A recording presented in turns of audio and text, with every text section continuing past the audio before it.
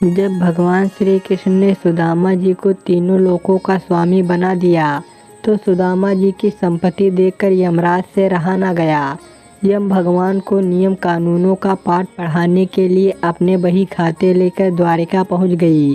भगवान से कहने लगी कि क्षमा करे भगवान, लेकिन सत्य तो ये है कि यमपुरी में शायद अब मेरी कोई आवश्यकता नहीं रह गई है। इसीलिए मैं पृथ्वी लोक के प्राणियों के कर्मों का बही खाता आपको सौंपने आया हूँ। इस प्रकार यमराज ने सारे बही खाते भगवान के सामने रख दी। भगवान मुस्कुराए और बोले, यमराज जी, आखिर ऐसी क्या बात है जो इतना चिंतित लग रहे हो। यमराज कहने लगे, प्रभु, आपके क्षमा कर देने से अनेक पापी एक तो यमपुरी आते ही नहीं, वे सीधे ही आपके धाम को चले जाते हैं। और फिर आपने अभी अभी सुदामा जी को तीनों लोग दान दे दिया है, सो अब हम कहाँ जाएं।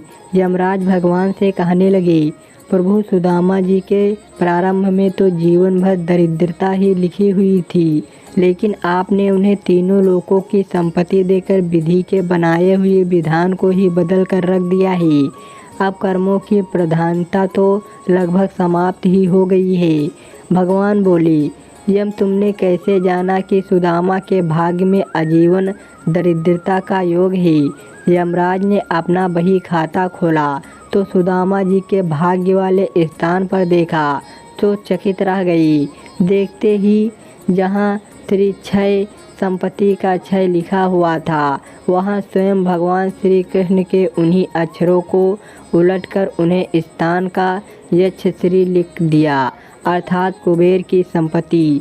भगवान बोले, यमराज जी, शायद आपकी जानकारी पूरी नहीं है। क्या आप जानते हैं कि सुदामा ने मुझे अपना सर्वस्व अर्पण कर दिया था। मैंने तो सुदामा के केवल उसी उपकार का प्रतिफल उसे दिया है।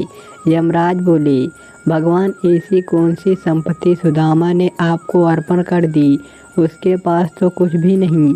भगवान बोले, सुदामा ने अपने कुल पूंजी के रूप में बड़े ही प्रेम से मुझे चावल अर्पण किए थे, जो मैंने और देवी लक्ष्मी ने बड़े प्रेम से खाए थे।